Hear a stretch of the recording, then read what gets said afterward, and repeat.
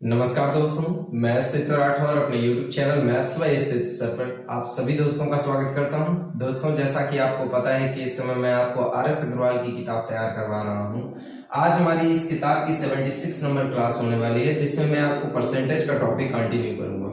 आपने इसके पिछले के वीडियो जितने भी इस टॉपिक के हैं वो अच्छी तरीके से देख लिए होंगे, और जिन बच्चों ने नहीं देखे हैं तो उनको मैं पहले ये बोलना चाहूंगा कि आप पहले पीछे के पार्ट को अच्छी तरीके से देखिएगा।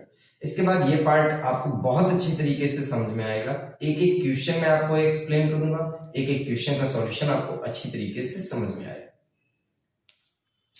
हाँ तो दोस्तों, देखिएगा किस तरीके से अगला प्रश्न आपको करना है, बहुत ध्यान से देखिएगा। 111 नंबर प्रश्न। इन प्रश्नों को करने में कोई कठिनाई नहीं है, केवल सही कॉन्सेप्ट का इस्तेमाल करना है आप लोगों को।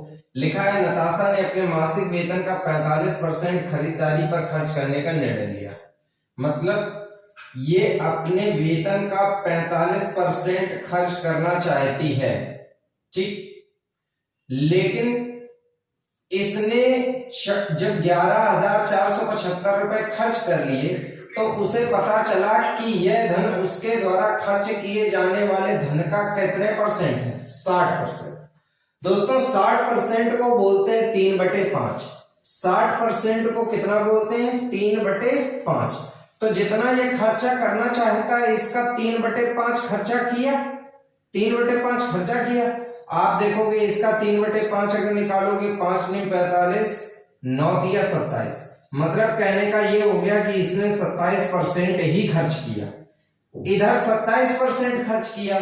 सवाल में दिया गया है 11,475। लिख दीजिएगा 11,475। सॉल्व करिएगा। अगर हम देखते हैं यहाँ पे सबसे पहले 9 से काट लें। 9 से काटेंगे तो 9 तिया 27। 9 से काटेंगे तो 9 एकम 9, कितना बचा? 2। यहाँ पे 9 दूनी 18, 6 बच गया। 9 सत्ते 63, 9 पना 45। अभी 3 से और कट जाएगा। 3 से काटो इसे तो कितने बार कटेगा? 3 चौको 12, 3 दूनी 6, 3 पचे 15। तो दोस्तों, आपको 1% की वैल्यू कितनी मिल गई? 425। हमें पूरी सैलरी बतानी है तो 100% की वैल्यू निकालोगे तो आंसर आएगा दोस्तों कितना? 42,500। तो किस तरीके से मेरे प्यारे बच्चों आप इस सवाल को सॉल्व करोगे, आप अच्छी तरीके से समझ गए होगे।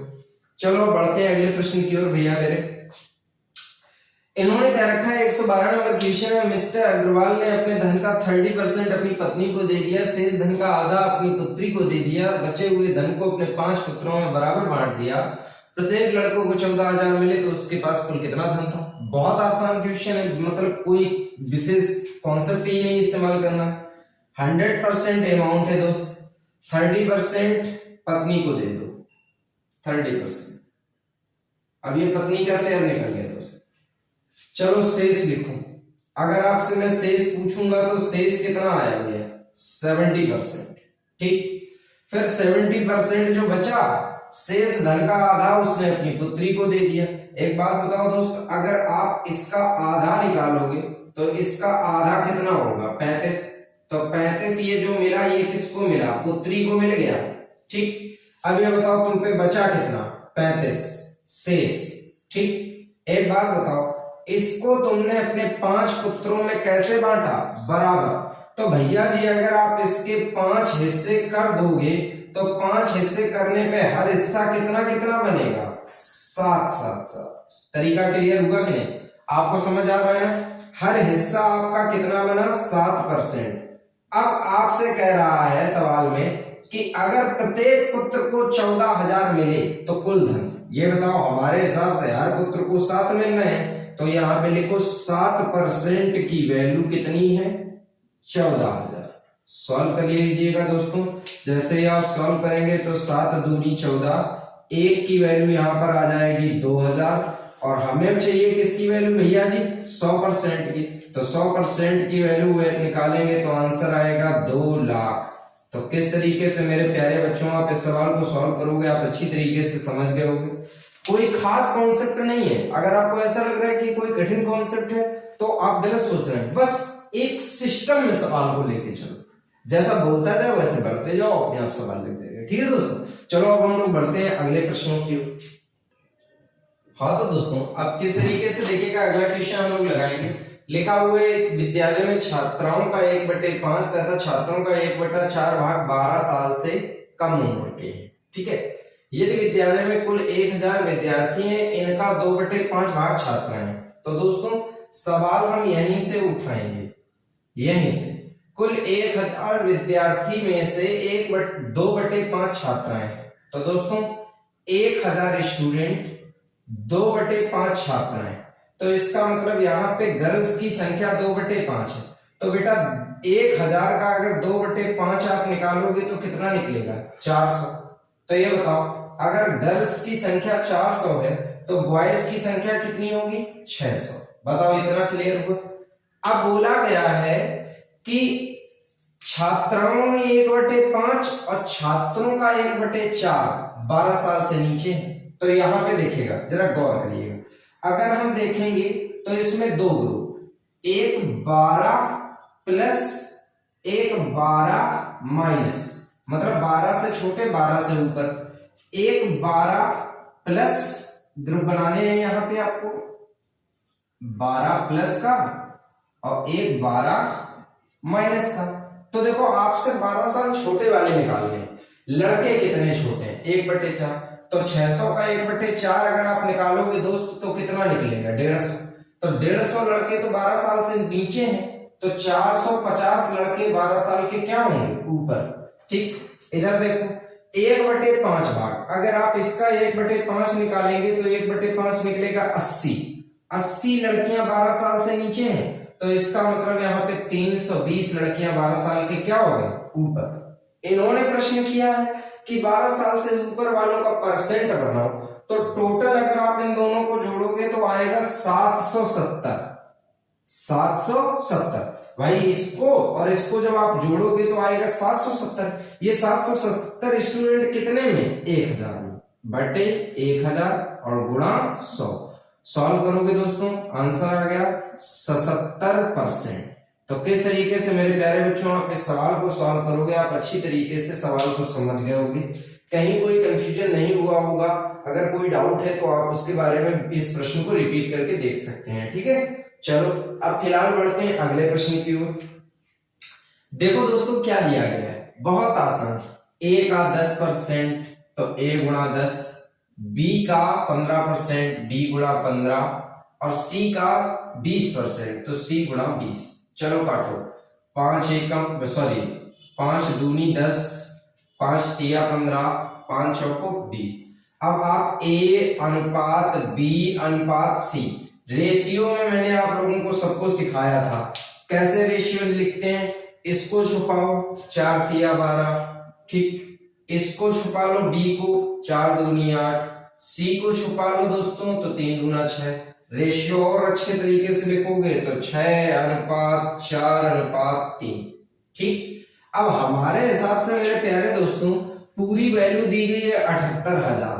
तो देखो 6 4 10 3 13, 13 की वैल्यू दोस्तों आप देखेंगे तो 78,000 अगर हम लिखेंगे तो 13 6 78 आएगा, तो एक की वैल्यू दोस्तों 6,000 होगा। अब एक की वैल्यू 6,000, हमसे पूछा गया है किसका? बी का शेयर। बताओ बी का शेयर 6 चौका 24,000। तो किस तरीके से मेरे प्यारे दोस्तों आप इस सवाल को सॉल्व करोगे? आप अच्छी तरीके से समझ गए होंगे।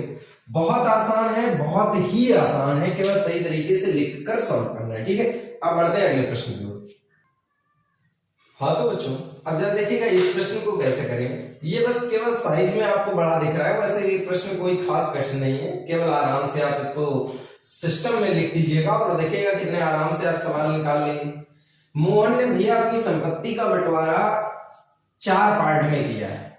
एक हिस्सा पत्नी को दिया है, फिर पुत्रों को दिया है, पत्नी को पुत्रियों को दिया है और अपने नाती नातिनों को दिया है। ठीक, तो यहां पर इसने संपत्ति का बंटवारा कैसे किया वो चीज आप अच्छी तरीके से जरा समझिए। पहले तो मैं यहाँ पे लिख देता हूं सब कहां कहां बांटा है। भैया जी इसने पत्नी को कुछ शेयर दिया है, ठीक, फिर पुत्र, फिर पुत्री, पुत्र और पुत्री, और नाती नाती नाती। ठीक, अब इनकी संख्या देख लो, पत्नी कितनी है? एक, पुत्र कितने? तीन, पुत्री दो, और नाती नातिन पांच। इसको इसी तरीके से लिख दीजिए। अब सवाल को स्टार्ट करते हैं सर। देखो बोला क्या है, अरे भैया इन्होंने ये बोला है कि पैसा इस प्रकार वितरित किया गया है कि प्रत्येक नाती नातिन को पुत्र का 1/8 और पुत्री का 1/10 मिला। मतलब समझो, नाती नातिन का हिस्सा पुत्र के हिस्से से 1/8 है और यहां पे पुत्री के हिस्से का 1/10 है। तो कहने का मतलब अगर हम दोस्त यहां पर देखें तो हम ये कह सकते हैं कि अगर नाती नातिन को 1 मिला तो पुत्र को 8 मिला और पुत्री को 10 मिला। बताओ इतना बात आपको समझ में आया? ये पॉइंट अच्छी तरीके से समझ लीजिए। यहां पे नाती नातिन का हिस्सा 1/8 है, किससे? पुत्र से। तो पुत्र का 8, नाती नातिन 1। पुत्री से 1/10 है, तो पुत्री 10 होगी, नाती नातिन 1 हो। अब आगे का स्टेप जरा गौर से समझना। यहां से सवाल को उठाते हैं सर। पुत्री को 1.25 लाख, 1.25 लाख का मतलब होता है 1,25,000 मिला। पुत्री को 1,25,000 मिला, तो कहने का मतलब हम यहां पे लिख सकते हैं इस 10 की वैल्यू 1,25,000, 1,25,000 कह सकते हैं ना दोस्त। तो ये बताओ अगर यहां से हम 1 की वैल्यू निकालें तो 1 की वैल्यू कितनी निकलेगी दोस्त? 12,500 निकलेगी कि नहीं भाई? 10 की वैल्यू निकली 1,25,000, तो बताओ 1 की वैल्यू 12,500, जीरो से जीरो कट गया। अब अगर 1 की वैल्यू 12,500 है तो 8 की वैल्यू अगर निकालोगे तो गुणा कर लीजिएगा दोस्तों, 0 0, 8 पंचे 40 का 0, 8 दूनी 16, 4 20 का 0, 8 8 एकम 8 2 10। मतलब आप यहां पे देख रहे हैं सर कि पुत्र का शेयर कितना आ गया? 1 लाख। अब देखो आपको सबका शेयर मिल गया। किसका? एक पुत्र को 1 लाख मिलता है, एक पुत्री को 1,25,000 मिलता है, एक नाती नातिन को कितना मिलता है दोस्त? यहाँ पे 12,500 रुपए मिलता है। ठीक, अब पत्नी का नंबर आया। पत्नी का हिस्सा देखो, उसकी पत्नी को उसके पुत्रों एवं पुत्रियों के कुल भाग का 40% मिला। तो पहले तो एक काम करो, पुत्रों और पुत्रियों का कुल भाग देखो।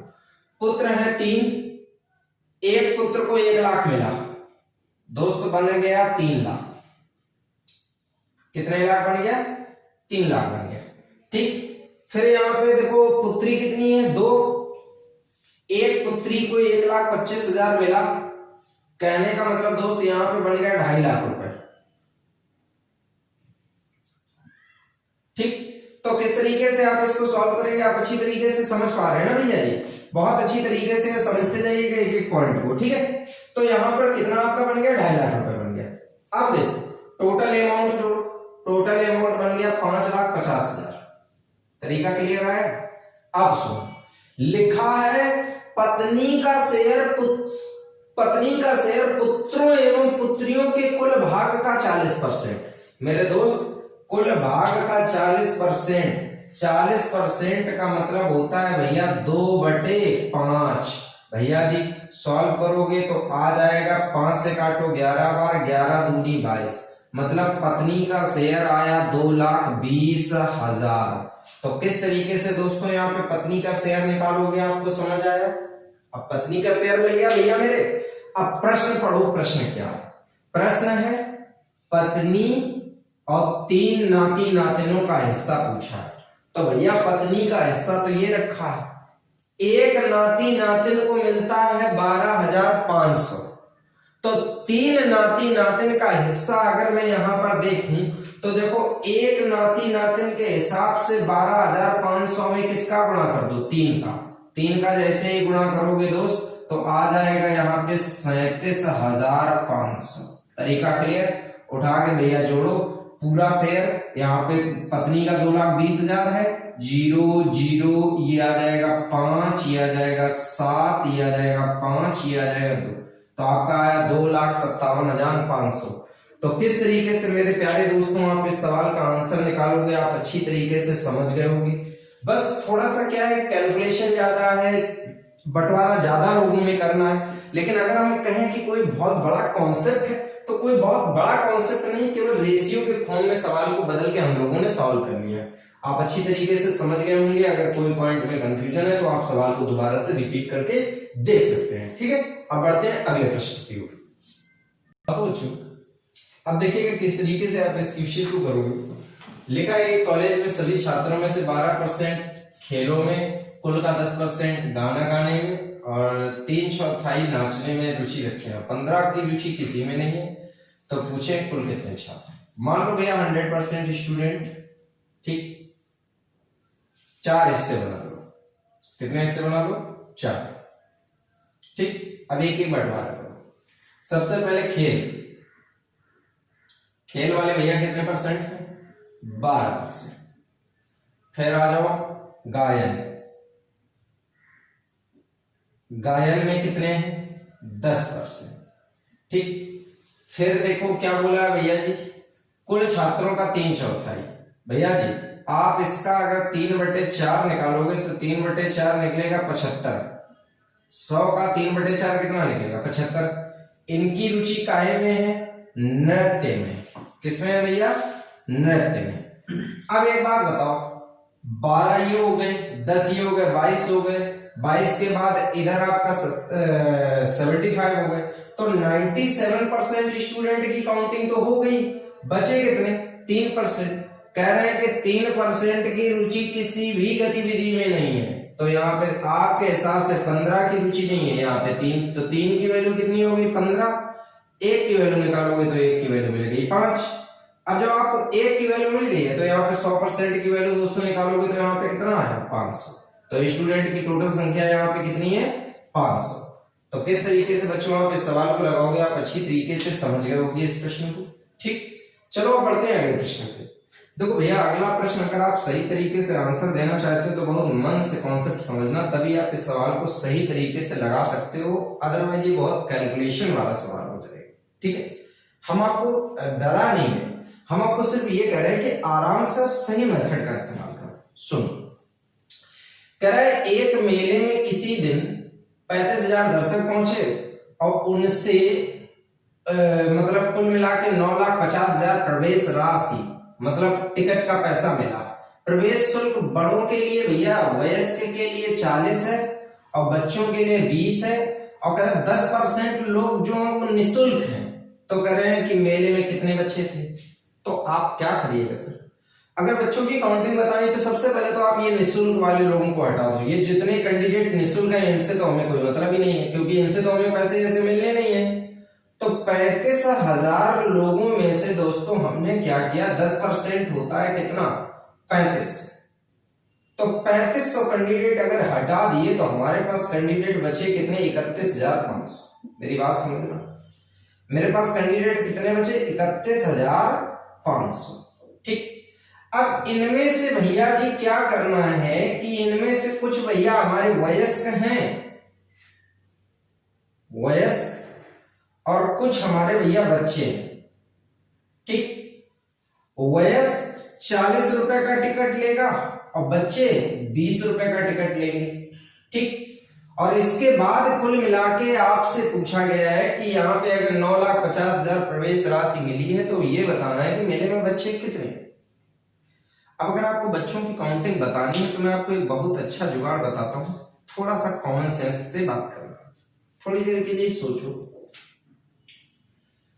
यार, बच्चों का जो 20 रुपए का टिकट है, थोड़ी देर के लिए भूल जाओ कि 20 रुपए का टिकट, मैं कह रहा हूं कि बच्चों का भी टिकट 40 रुपए का। थोड़ी देर के लिए मैंने क्या बोला कि बच्चों का भी टिकट कितने रुपए का है? 40 रुपए का है। अब एक बात बताओ, 40 रुपए का इनका टिकट, 40 रुपए का इनका टिकट, तो सभी का 40 रुपए का टिकट हो गया। तो एक बात बताओ दोस्त, अगर 40 रुपए के टिकट के हिसाब से टोटल इनकम हम बनाते हैं तो देखो कैसे बनेगी। 3 जीरो लगा दो, 1 2 3 जीरो लगाए, 4 5 20 का 0 आया, 4 एकम 4 और कितना था 2, 4 2 6 आया और 4 3 12। आप देखोगे आपके हिसाब से टोटल पैसा कितना आया, 12,60,000। ठीक, 12,60,000 आया। एक बात बताओ दोस्त, रियल में पैसा कितना आया? तो आप कहोगे सर जी 9,50,000 आया। चलो 9,50,000 रियलिटी में आया है तो 9,50,000 को इससे घटा दो। ठीक, घटाओ भैया, 0 0 0 0, ये कितना 1, ये कितना 3। दोस्तों ये बताओ 3,10,000 रुपए क्या हो गए एक्स्ट्रा।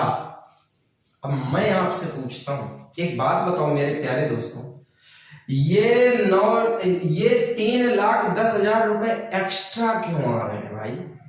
क्यों एक्स्ट्रा आ रहे हैं? तो आपके मन से आवाज आ रही होगी, अरे सर जी आपने 20 रुपया वाला टिकट 40 में बेचा इसलिए पैसे एक्स्ट्रा आ रहे हैं। तो कहने का मतलब मैंने हर बच्चे से 20 रुपए ज्यादा लिए, मैंने हर बच्चे से 20 रुपए ज्यादा लिए, इस वजह से अमाउंट कितना बढ़ गया, 3,10,000। माना बच्चों की संख्या क्या है, x, और एक बच्चे से अगर मैं 20 रुपए एक्स्ट्रा चार्ज करूंगा तो वो अमाउंट कितना बनेगा, 3,10,000। भैया जी 0 से 0 काटो, x की वैल्यू निकालोगे तो आंसर आएगा 15,500। तो किस तरीके से मेरे प्यारे बच्चों आप यहाँ पर बच्चों की संख्या की काउंटिंग करोगे, आप बहुत अच्छी तरीके से समझ गए होंगे कि यहाँ पे बच्चों की संख्या इस मेले में कितनी है, 15,500। तो किस तरीके से सवाल लगाना है आपको, कॉन्सेप्ट अच्छी तरीके से क्लियर हो गया होगा। अगर कोई भी डाउट है किसी भी कॉन्सेप्ट में तो आप उसको रिपीट करके दोबारा से सवाल को देख सकते हैं और आसानी से सॉल्यूशन निकाल सकते हैं। अब बढ़ते हैं अगले प्रश्नों की ओर। हाँ दोस्तों, अब देखिएगा किस तरीके से इन सवालों को आपको लगाना है। देखिएगा बढ़िया तरीके आपको बताते हैं। कह रहा है किसी विद्यालय में लड़के और लड़कियों का अनुपात, बॉय और गर्ल का रेशियो दिया गया है 3:2, और कह रहे हैं कि यहाँ पे 20% लड़के और 30% लड़कियां छात्रवृत्ति लेने वाले हैं, तो छात्रवृत्ति ना लेने वाले का प्रतिशत पूछा है। तो तरीका सीखेगा कैसे। अगर मैं आपसे कहूं कि 20% लोग छात्रवृत्ति लेते हैं तो दोस्तों 80% नहीं लेते हैं, और अगर 30% लड़कियां लेती हैं तो 70% लड़कियां छात्रवृत्ति नहीं लेती हैं। ठीक, हमें टोटल ओवरऑल परसेंट बताना है। गुणा कर लो, 8 × 24 240%, 7 दूनी 14 140%। दोनों को जोड़ लो दोस्तों, दोनों को जोड़ोगे तो आपका कितना हो जाएगा भैया, जैसे ही सॉल्व करोगे तो ये हो जाएगा 380%। ठीक, ये 380% टोटल कितने का निकालना है, 5 का, बटे कर दो 5 से काटो यहाँ पे, 5 7 35, ठीक, 5 6 30, आंसर आ गया देखो दोस्तों 76%। तो किस तरीके से मेरे प्यारे बच्चों आप इस सवाल को सॉल्व करोगे एग्जाम में, आपको ये मेथड अच्छा लगा होगा और अच्छी तरीके से समझ में भी आ गया होगा। ठीक है, चलो अब बढ़ते हैं अगले प्रश्न की ओर। इस मेथड में आराम ये रहता है कि आपको परसेंट वगैरह निकालना नहीं पड़ता है, डायरेक्ट सॉल्व हो जाता है। ठीक है, देखो ऐसे इसको भी लगाते हैं। किसी परिवार में चावल, मछली और खाद्य तेल पर किए जाने वाले व्यय 12 17 3 है, मतलब चावल पर 12, मछली पर 17 और तेल पर 3 रुपए व्यय होते हैं। ठीक, फिर क्या होता है कि इनके रेट बढ़ जाते हैं। इसमें देखो 20% इंक्रीज हो गया, इसमें 30% इंक्रीज हो गया और इसमें 50% इंक्रीज हो गया। आपसे पूछा है कि ओवरऑल परिवार में किए जाने व्यय में कितनी वृद्धि हुई। ठीक, तरीका सुनो, 12 दूनी 24 240%, 17 दिया 51 510%, 5 दिया 15 150%। ठीक, पूरा परसेंट में सॉल्व कर लो। अगर आप देखोगे दोस्तों तो कैसे, इसको देखो इससे जोड़ोगे तो ये हो जाएगा आपका कितना, ये हो गया आपका 750, 750 के साथ अगर आप इसको जोड़ेंगे तो कितना हो जाएगा भैया 850। ठीक, सॉरी 850 क्यों, 900। तो टोटल कितने परसेंट बना जाके 900%। तो किस तरीके से ये बनेगा, ये चीज आपको समझ में आ गई अच्छी तरीके से कि ये कैसे बनेगा। 900% क्लियर हुआ। अब ये 900% कितने में है, 12 17 3 17 3 20 12 32 अपॉन 32। चलो सॉल्व करो। अगर हम 4 से काटते हैं तो 4 से 4 8 32 कटेगा, 4 से ऐसे काटो दोस्तों तो 4 दूनी 8, कितना बच गया यहाँ पे 4, 1 बचा, फिर 4 दूनी 8, 4 पंचे 20, 8 का भाग दीजिएगा, 8 दूनी 16, कितना बचा 6 बचा, तो यहाँ पर दोस्तों हो गया आपका 65, 8 का भाग देंगे, 8 अट्ठे 64, कितना आया 1/8। दोस्तों आंसर आ गया 28 से 1/8%। तो किस तरीके से मेरे प्यारे दोस्तों आप इस सवाल को लगाओगे, आपको अच्छी तरीके से मेथड क्लियर हो गया होगा और बहुत अच्छी तरीके से चीजें समझ में भी आ गई होंगी। ठीक है, अब बढ़ते हैं अगले प्रश्न की ओर। हाँ तो दोस्तों इसको देखिएगा किस तरीके से आप सॉल्व करेंगे। बेहद आसान प्रश्न है। a का 5 a into 5 equal to b का 15 b इंटू 15। सॉल्व करो, 5 दिया 15। ठीक है, तो अगर आप देखोगे दोस्तों सॉल्व करने के बाद आप a अनुपात b अगर लिखोगे दोस्तों तो आएगा आपका 3 अनुपात 1। तरीका क्लियर हुआ। इसी तरीके से अगला स्टेप दिया गया है b का 10 बराबर c का 20। सॉल्व करो, इससे इसे काटोगे 2 टाइम कट जाएगा, तो आप b और c का देखो दोस्तों रेशियो बनाओगे, b रेशियो c कितना बनेगा 2:1। तरीका क्लियर हो। अब हमको दोस्तों यहाँ पे किसका मान चाहिए, b का मान दिया और कुल राशि पूछी। मेरी बात को आराम से समझिए सर। एक बात बताओ दोस्तों, यहाँ पे b की वैल्यू कितनी 2 है और यहाँ पे देखो b की वैल्यू क्या है 1। जब कैंडिडेट सेम होता है तो वैल्यू सेम होनी चाहिए, तो सेम करने के लिए गुणा कर लो 2 से, इधर भी होगा। ठीक, अब लिखो a b c रेशियो लिखो, a का मान 6, b का 2, c का 1। अब कहा किसका, b की आया 8000। दोस्तों तुरंत 2 की वैल्यू क्या कर दो 8000, तो तुरंत आप सॉल्व करोगे तो 1 की वैल्यू क्या आएगी 4000। अब प्रश्न किसका पूछा है, तो कह रहे तीनों की कुल आय पूछी गई। चलो 6 2 8 1 9, तो 9 की वैल्यू चाहिए, 1 की वैल्यू 4000, तो 9 चौको 36000। तो किस तरीके से मेरे प्यारे दोस्तों आप इस सवाल को सॉल्व करोगे, आप अच्छी तरीके से समझ गए होंगे। उम्मीद करता हूं कि जितना भी मैंने आपको इस वीडियो में पढ़ाया होगा वो आपको बहुत अच्छी तरीके से तैयार हो गया होगा और मैंने बहुत अच्छे लेवल के प्रश्न भी इस वीडियो में आपको करवाए हुए, इसलिए इस वीडियो को बहुत ध्यानपूर्वक आप लोगों ने अगर समझा है तो बहुत अच्छा है। और अगर कहीं पे भी कोई डाउट है तो आप वीडियो को दोबारा से प्ले करके देख सकते हैं। ठीक है दोस्तों।